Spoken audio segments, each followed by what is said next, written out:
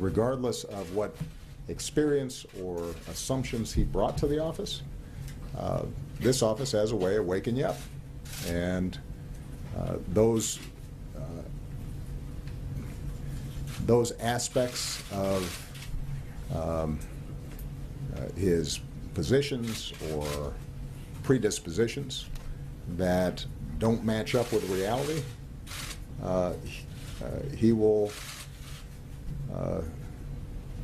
find shaken up pretty quick, because reality has a way of asserting itself.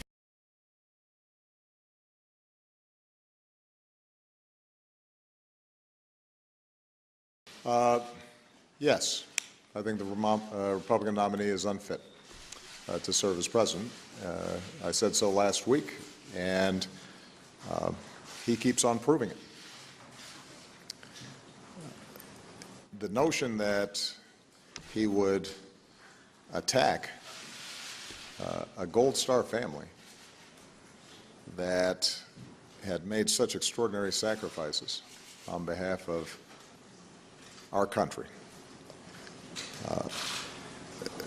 the fact that he doesn't appear to have basic knowledge around critical issues in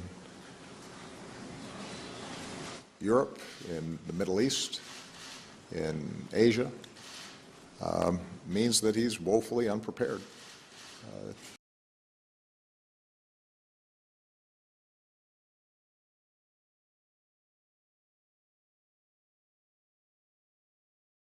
Rose Garden right after the election. When your team loses, everybody gets deflated, and it's hard, and it's challenging. And so I think it's a healthy thing for the Democratic Party to go through some reflection.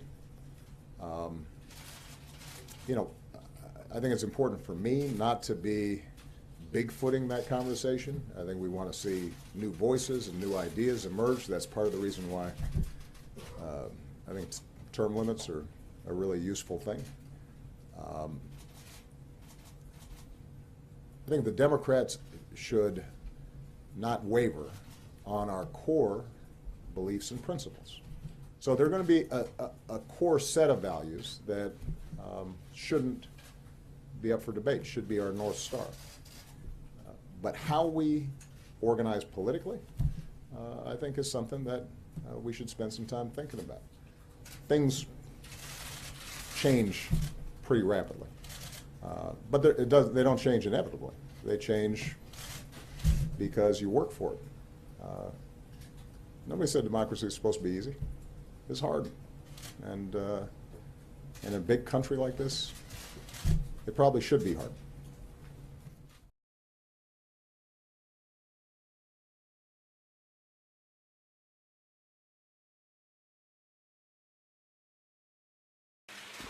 Ready? Okay. Well, I just had the opportunity to have an excellent conversation with President-elect Trump. It was wide-ranging. We talked about some of the organizational issues in setting up a White House. We talked about foreign policy. We talked about domestic policy. And as I said last night, my #1 priority in the coming 2 months is to try to facilitate a transition that ensures our president-elect is successful. I have been very encouraged by the, I think, interest in President-elect Trump's wanting to work with my team around many of the issues that this great country faces.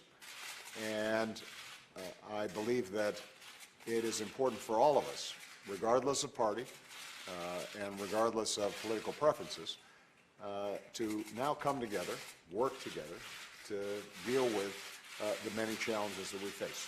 Most of all, I want to emphasize to you, Mr. President-elect, that we now are going to want to do everything we can to help you succeed, because if you succeed, then the country succeeds. Please. Sorry. Well, thank you very much, President Obama. This was a meeting that was going to last for maybe 10 or 15 minutes, and we were just going to get to know each other. We had never met each other. I have great respect. The meeting lasted for almost an hour and a half, and it could have, as far as I'm concerned, it could have gone on for a lot longer. We really, we discussed a lot of different situations, some wonderful and some difficulties. I very much look forward to dealing with the President in the future, including counsel. He explained some of the difficulties, some of the high-flying assets, and some of the really great things that have been achieved. So, Mr. President, it was a great honor being with you, and I look forward to being with you many, many more times in the future. Thank you, sir.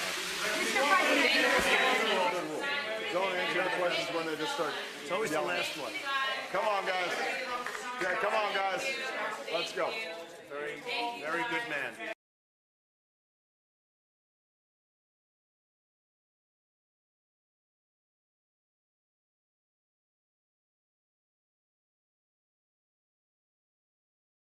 Reality has a way of asserting itself.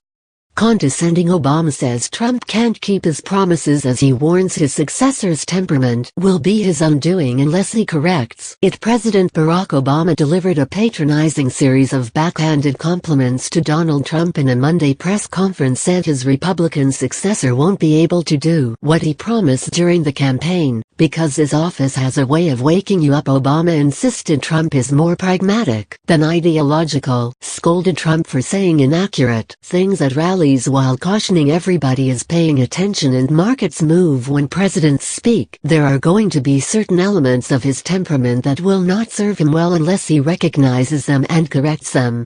Obama said President Barack Obama delivered a series of patronizing backhanded compliments to President-elect Donald Trump on Monday during a lengthy White House press conference conducted before his final trip abroad as America's leader.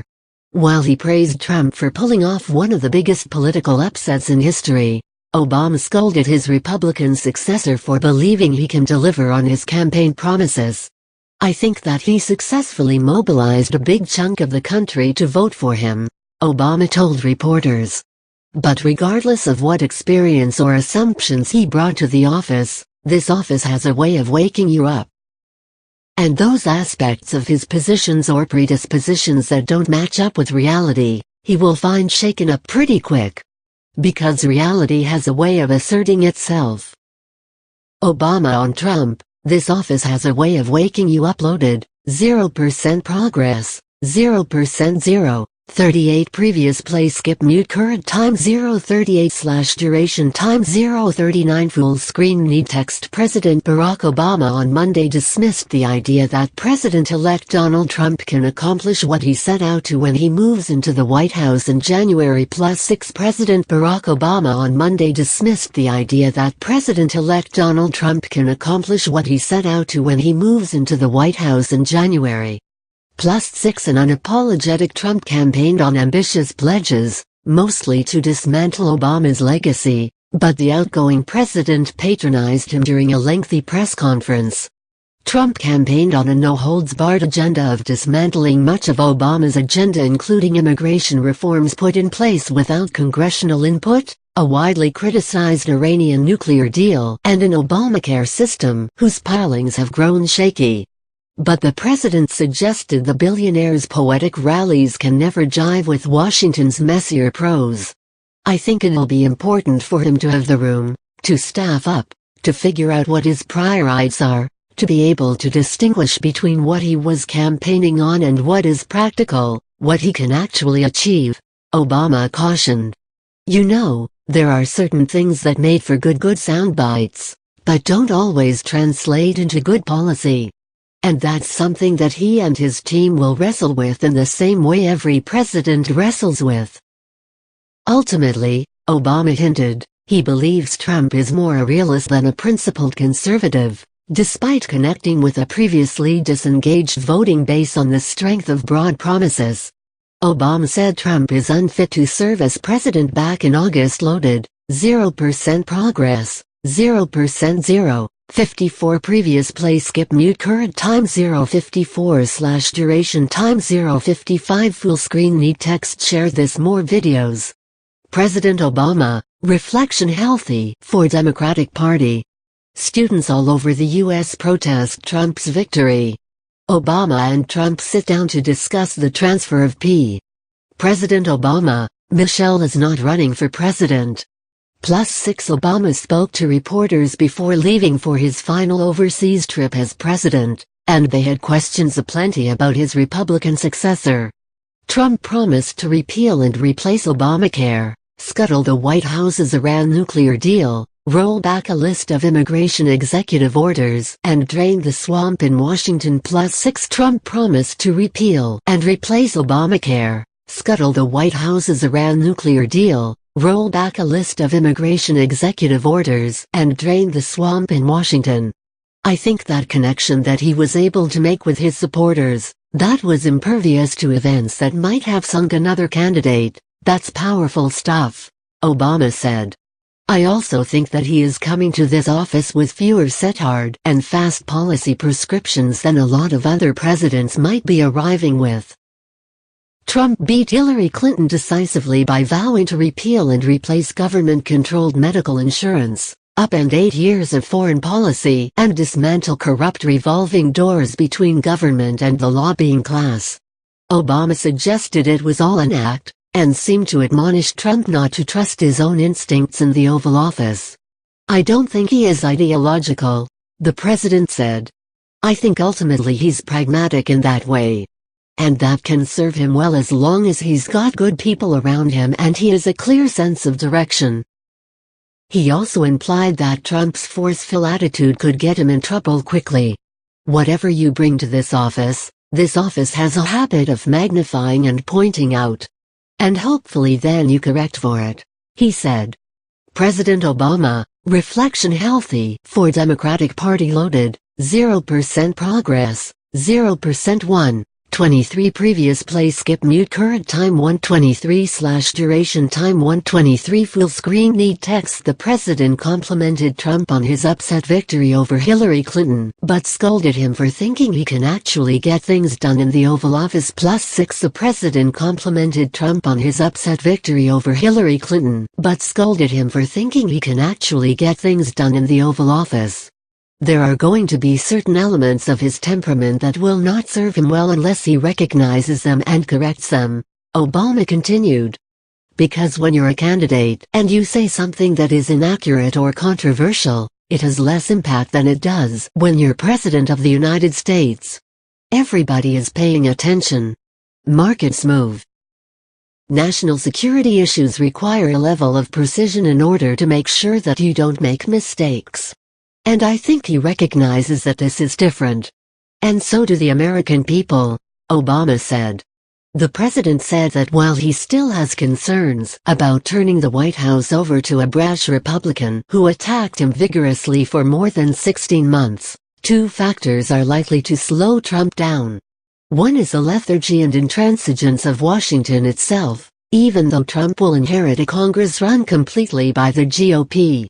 Obama said Trump may find it difficult to reconcile what his screaming throngs expect from him on the one hand, and what Washington will practically permit on the other. +6 Obama said Trump may find it difficult to reconcile what his screaming throngs expect from him on the one hand, and what Washington will practically permit on the other. The federal government and our democracy is not a speedboat.